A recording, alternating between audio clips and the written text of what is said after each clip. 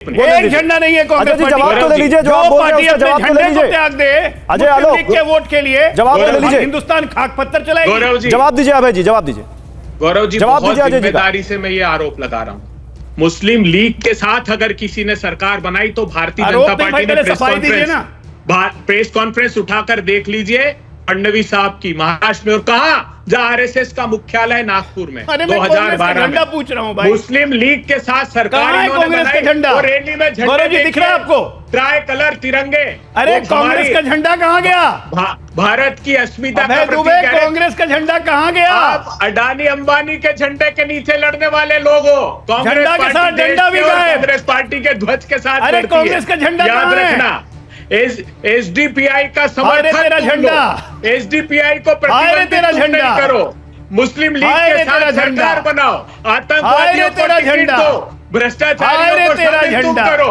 बस तुम्हारे पास यही काम रह गया है। तुमसे अगर नौकरी का बच्चे सवाल पूछ ले तो मुसलमान रखने लगते हो, अगर महंगाई का सवाल पूछ ले तो मुसलमान रखने लगते हो। अरे वो देखो तिरंगे, ये तिरंगे यहाँ से वहां तक है, तुमने तो तिरंगे का मान रखा ही नहीं। आजादी के पहले अंग्रेजों क्या समा गए थे? अरे खोज झंडा का झंडा तिरंगे से सरोकार। राहुल जी हरे कलर में दिख रहे हैं, उठाकर घूमने वाले हरे रंग में राहुल जी दिख रहे हैं। भारतीय जनता पार्टी का झंडा जिन्होंने हरे रंग में राहुल गांधी दिख रहे हैं, 1/3 सीटें दे दी, वो भारतीय जनता पार्टी के झंडे का क्या मान रखेगा? ये तो आडवाणी जी ने पहले ही कह दिया। गौरव जी मुझे कुछ कहने की जरूरत नहीं है, आडवाणी जी की चिट्ठी पढ़ो, आडवाणी जी की चिट्ठी है। जय आलोक, तुम तो बिल बिलाने दीजिए अच्छे से। आडवाणी जी ने लिख दिया अच्छे से एकदम कि भाजपा के झंडे का सम्मान करने वाले लोग नहीं है, कारपोरेट जगत के लोग हैं, वो दिखाई दे रहा है। झंडा कहाँ गया आपका? अच्छा चलिए झंडे से आगे बढ़ते हैं। हो गया अजय जी, हो गया अभय जी, 1 मिनट, हो गया 1 मिनट। अब मैं एक सवाल पूछता हूं। अभी आपने मुझसे बोला था अभय दुबे की एक सीट के बारे में तो इलेक्शन कमेटी बता सकती है, एक सीट नहीं है सर। आप बताइए रायबरेली में आपका कौन नेता चुनाव लड़ रहा है? आप बताइए अमेठी में आपका कौन नेता चुनाव लड़ रहा है? आप बताइए मंडी में आपका कौन नेता चुनाव लड़ रहा है? आप बताइए फूलपुर में, इलाहाबाद में, कैसरगंज में आपका कौन नेता चुनाव लड़ रहा है? बताइए सर। अच्छा, तो क्या नामांकन की तिथि निकल गई? अमेठी रॉबर्ट वाड्रा टिकट दे दीजिए, मांग रहे हैं। नामांकन की तिथि निकल गई क्या? नामांकन की तिथि से पहले अनाउंस करेंगे क्या? नामांकन की तिथि से पहले अनाउंस करेंगे क्या? तो ये संविधान में क्या लिखा है कि गौरव अग्रवाल कहे तब? सर जहां का नामांकन बीत गया वो भी नहीं बता रहे आप, और जहां का नामांकन है वहां भी आप कह रहे नामांकन बीत गया। मुझे एक बात तो बता दो साहब कि अगर आप chief election commission of India होते और कहते कि नहीं साहब मेरे टेलीविजन चैनल पर ही फॉर्म भरो, तो हम ये स्वीकार कर लेते, लेकिन आप है नहीं।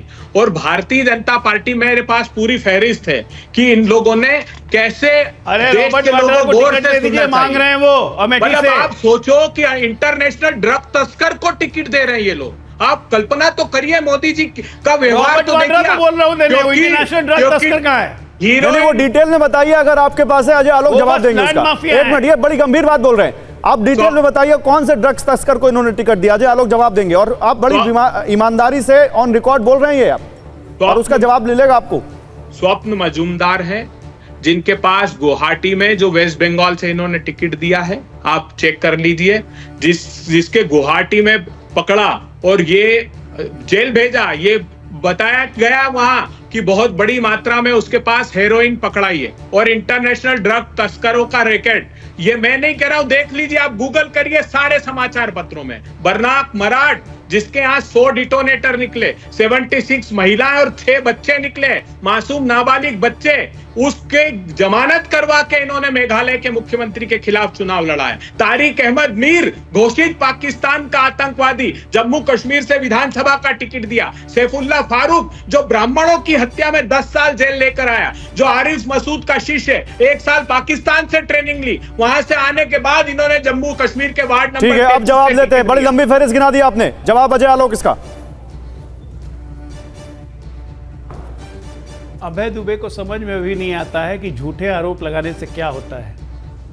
कल ही हमने एक नोटिस भेजा है ना, कल ही नोटिस भेजा है ना आतिशी को कि गलत आरोप लगाइएगा, 15 दिन के अंदर सफाई दीजिए, सबूत दीजिए, नहीं तो मानहानि का दावा पेश करेंगे।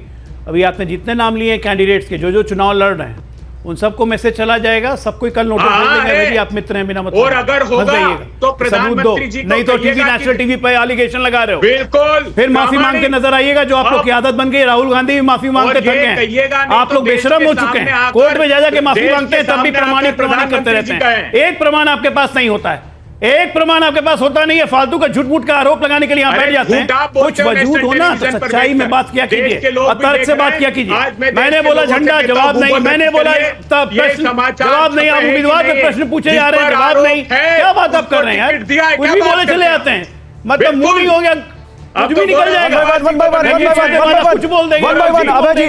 अभय जी रुकिए, अभय जी आपने सवाल आप पूछा है, जवाब तो देने दीजिए सामने वाले को। अभी बोलिएगा अजय आलोक 30 सेकंड, फिर अभय दुबे। देखिए गौरव जी, मैं ज्यादा बोलने में यकीन नहीं करता हूं, लेकिन कम ही बोलता हूं, लेकिन उन्होंने बहुत गंभीर आरोप लगाए, देखने में चोट लगे, गाँव खरद गंभीर। और मैंने साफ साफ तर्क के साथ बोल रहा हूं, ये झूठ बोल रहे हैं। और नेशनल टीवी पे पहले भी इन्होंने झूठ बोला जो मैंने एक्सपोज किया, और फिर झूठ बोल रहे हैं। और जिन जिन कैंडिडेट्स का नाम लिया जो चुनाव लड़ रहे हैं कि हेरोइन तस्करी ना, मजूमदार साहब का अगर लीगल नोटिस आएगा आपको माफी मांगिएगा, नहीं तो झूठ मूठ का फिर न्यायालय जाके माफी मांगना पड़ेगा राहुल गांधी की तरह। गलत आरोप राजनीतिक में, सार्वजनिक जीवन में रहने नहीं, किसी और प्लेटफॉर्म को मत दिखाइए अभय जी। अभय जी मैं आपसे पहले भी रिक्वेस्ट कर चुका हूं, आप किसी और दूसरे प्लेटफॉर्म को यहां पर मत दिखाइए, आप अपनी बात बोलिए, आपको बोलने से नहीं रोक रहा हूं, लेकिन ऐसे किसी और प्लेटफॉर्म को मत दिखाइए। ये हम एज अ प्लेटफॉर्म इसको अलाउ नहीं करते। आपको बुलाया है, आप अपनी बात रखिए। आपका प्लेटफॉर्म साहस ही नहीं जुटाता है क्या? अरे सर प्लीज मत जुटाओ ना। अब देखिए, अब आप पर्सनल होंगे ना, देखिए मैं कुछ टेक्निकलिटीज में बात कर रहा हूं, मैंने आपको कोई पर्सनल नहीं हुआ। अगर आप पर्सनल होंगे तो पर्सनल होने के लिए मेरे पास बहुत कुछ है। आपको बुलाया है, आपकी बात सुनी है और आपके बात पे मैं जवाब ले रहा हूं, लेकिन आप किसी और दूसरे प्लेटफॉर्म को दिखाएंगे तो वो नहीं अलाउ कर सकता सर मैं। सारे समाचार पत्रों ने प्रकाशित किया है, बंगाल भाजपा के नहीं, उम्मीदवार को झूठ बोलने के अलावा कोई काम नहीं है और कोई तथ्य बचे नहीं है अपने पास। इनके पास कोई तथ्य नहीं बचे हैं बोलने के लिए।